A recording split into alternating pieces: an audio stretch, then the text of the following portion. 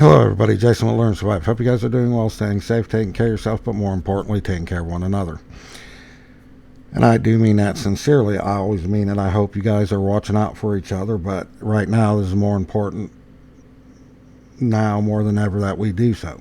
Since we started liberating Iran 12 days ago, we've had 4 attacks on American soil, starting in Texas, working its way up to New York City, then to Bloomfield, Michigan today, and Old Dominion College in Virginia today. One thing they all have in common, these people were all supporters of ISIS. Are they part of a sleeper cell? We don't know, but we do know that there are sleeper cells here that are waiting to be activated. These could be just lone wolves, or they could be part of a cell that is testing response times to different places and in different places. Definitely to see what the response time is for the police and EMTs and emergency services to arrive.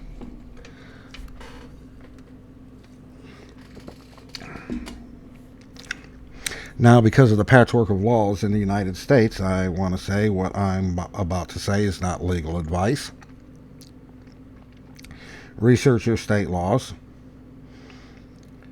Contact a lawyer and be sure that you understand your state laws correct, because every state has different laws.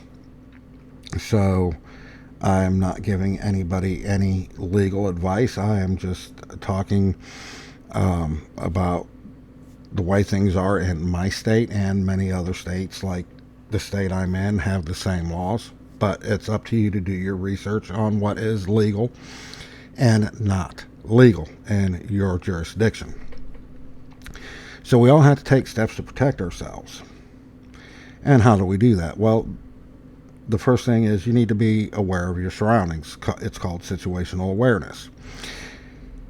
And as much as I hate to say it, and as bad as a lot of people feel about it, there is nothing wrong with profiling people at this point in time. If you're in a store and somebody looks suspicious, don't be afraid to say something to management and have them check it out, or determine whether, after a few minutes of observation, if they need to call the police and intervene. If something looks off to you and it's making you uncomfortable, leave the fucking place. It's that simple.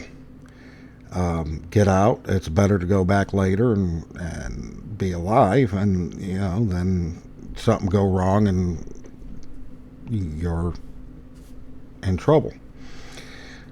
You're taken from your family or whatever. The biggest weapon that you have is between your ears. So think and be aware of what's going on around you. And you'll be fine. If you live in a state where you can carry a firearm and you've already got your permit, or you live in a constitutional carry state, do so. It don't matter if you live in a rural area or if you live in the city. Every time you leave your house, carry a firearm with you. If you live in states where you can't carry firearms, there are things that you can use. Is pepper spray legal in the jurisdiction you live in? And that'll even work if you choose not to carry a firearm. Another one is a heavy, like a 1 inch, 1.5 inch nut, and take a piece of paracord and tie it like you're going to wear it as a necklace. Slide it onto there and just loop it through so it locks on. You wear it like a necklace. You swing that at somebody, you hit them in the head, you hit them in the collarbone, hit them in the hand, the wrist. It's the impact's going to break bones, and you hit them in the right spot in the head, it's going to kill them. Is it ideal? No, but it's better than nothing. It's better than, it's a last ditch thing, but it's not something that anybody's going to think of and that you can easily carry in your pocket and not get in any trouble for. Now, this is the hard one. If you're a parent of tweens and teens, sit down and talk to them. If you look at the places that have been hit, it has been mostly places where millennials and Gen Z are gathering, and those are the two biggest generations right now that have an addiction to electronic devices and have no fucking clue to what's going on around them whatsoever. They have no situational awareness. Tell your kids, don't worry about posting whatever nacho mocha latte you got at Starbucks today on Instagram. Don't worry about who said what on the Twitters and whatever the hell these young kids look at nowadays and are obsessed with, TikTok and whatnot, and convince them to be more concerned about their surroundings. Second thing you need to do is, many schools, and today in Bloomfield, Michigan, it was a synagogue that was hit that had a school in it and also a food pantry.